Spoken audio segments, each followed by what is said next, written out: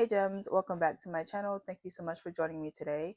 So my name is Crystal, and on this channel we have a lot of girl chats, candid conversations, and a little bit of beauty. So if that sounds good to you, please do consider subscribing to the channel. And on today's video, I will be having a candid conversation, and it's going to be on a taboo subject. Today I want to talk about the emotion of envy and what this emotion can be communicating to you, and that is exactly why I have my green on today and my green eyeshadow, green iridescent eyeshadow. So we're kind of on theme today. So first, let's just get into some definition. A lot of people tend to confuse envy for jealousy, and they're usually interchangeably used in conversation, but they are two very distinct emotions. Jealousy is usually felt and associated with the fear of losing something or someone, and it's typically felt in relationships. Envy, on the other hand, is an emotion that is felt when someone has something that you want, and it can be an actual item, a possession of an item, it can be an attribute or an ability, as well as achievements. Now, here's my thing. I am all for feeling emotions, okay? As a fellow water sign, I'm going to feel my emotions every time. Yes, I'm going to feel my emotions every single time. Like, I feel as if there's no other way to live. I think that emotions and feelings, they're a way for your body and your mind to subconsciously communicate something to you. But you have to be willing to slow down and to listen. So, me personally, I don't have an issue with the feeling of envy because I know that emotion isn't the problem.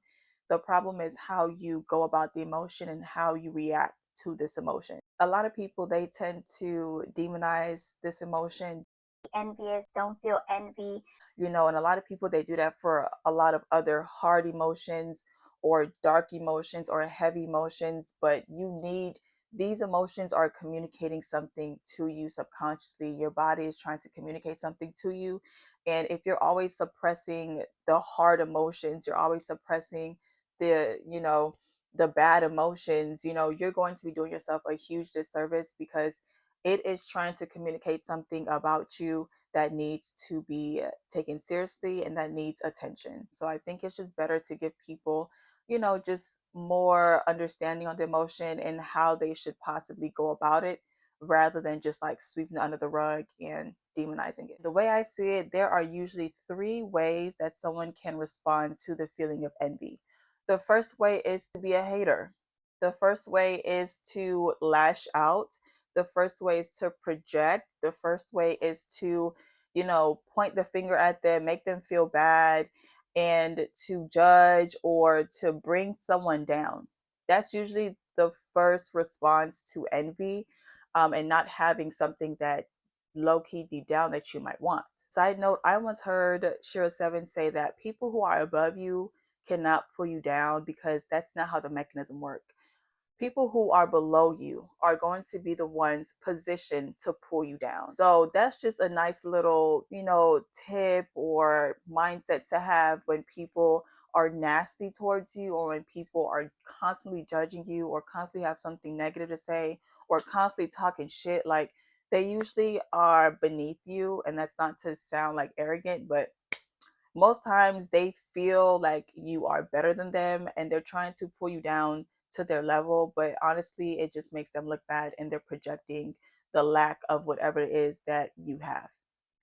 So the second way that other people tend to react to the feeling of envy is to fawn over whatever it is that they want. So when someone is like, Oh my gosh, you always look perfect. Like, I wish I could do that. or Oh my gosh, like you always know what to say, or you always look put together, and I just could never do that. like they see what they want in someone else and they make it seem as if it's unattainable to themselves, and so they like fawn over the fact that you have whatever that you have, or whether it's a possession, an attribute, or an achievement. They make it seem like it's this foreign thing that if they wanted it they could not have it.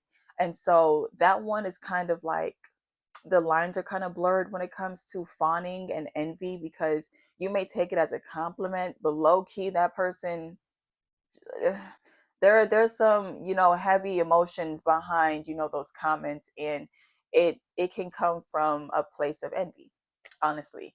And the last way that I see that people tend to, or they can respond to the emotion of envy, is by slowing down, feeling the feeling, and asking themselves some really deep and harsh questions that can uncover, why they're feeling the feeling of envy. They give space to be receptive about what it is that they may or may not be perceivably lacking.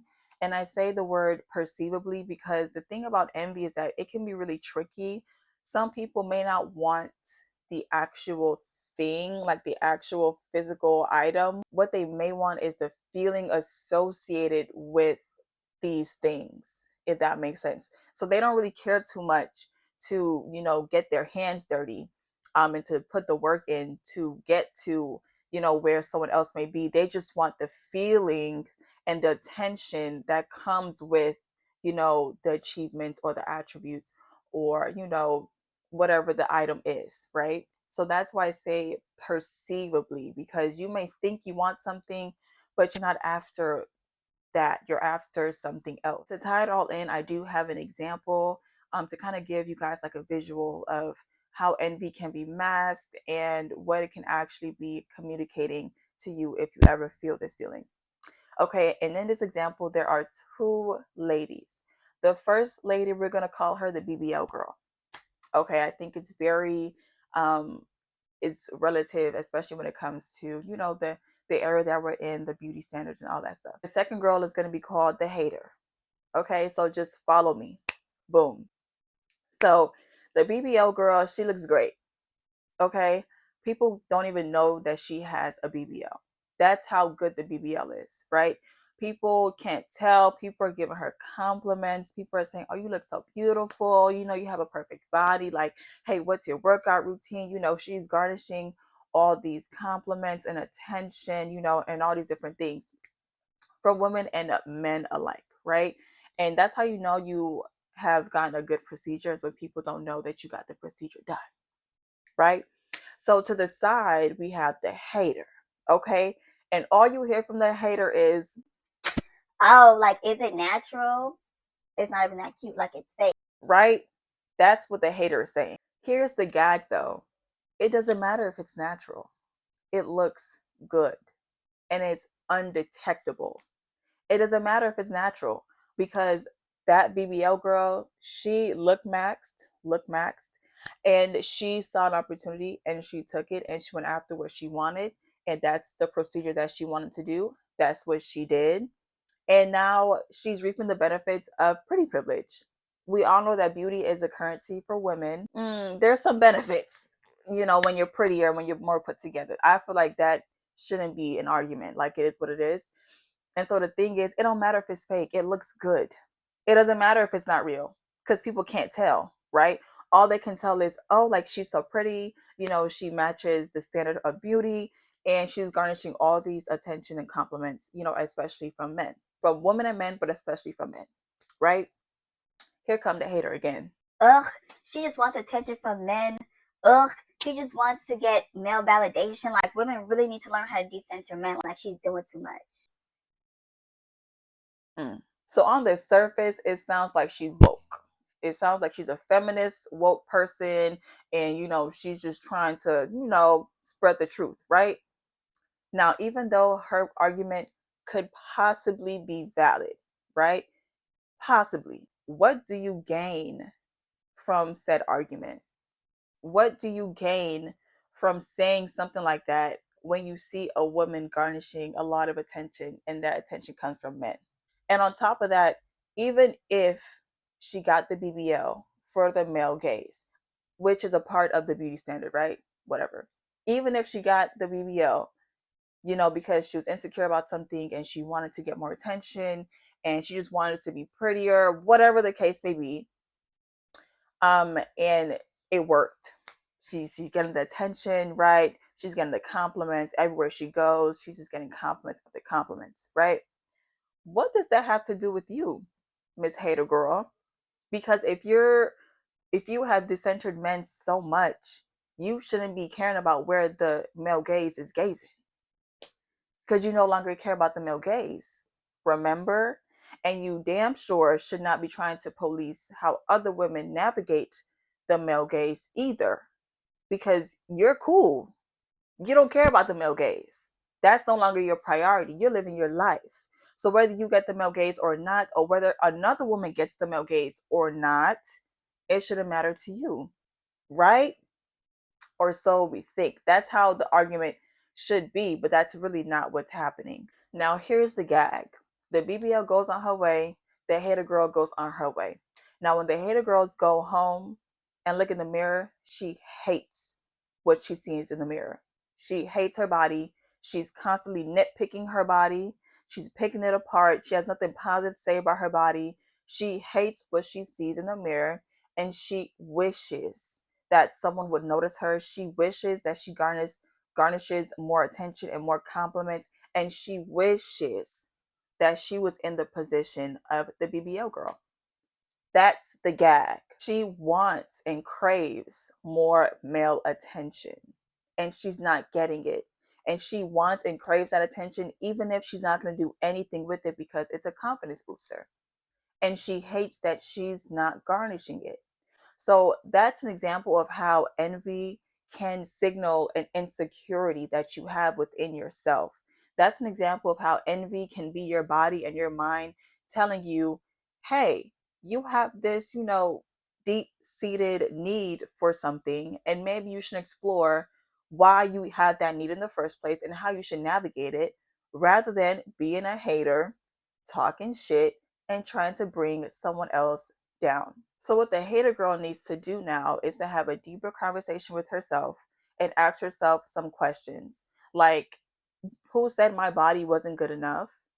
Do I think that I'm enough? Am I confident within my skin? Am I just body positive because it's easier and therefore I don't feel the need to have to work out and eat well in order to sustain a healthy body? What about me wants more attention? Why do I crave the male gaze? And why is it a confidence booster when I get more attention from men? These are some of the hard and, quite uncomfortable questions that the hater girl could have asked herself in order for her to do a deep dive within herself to understand what what hole she has, what need is not being met, what in her feels the lack, and how she can cater to that part of herself. Because these questions are going to help her get to the root of the issue, which is going to be a lot more productive than for her to be a hater. And she's going to look a lot more prettier not being a hater as well, right?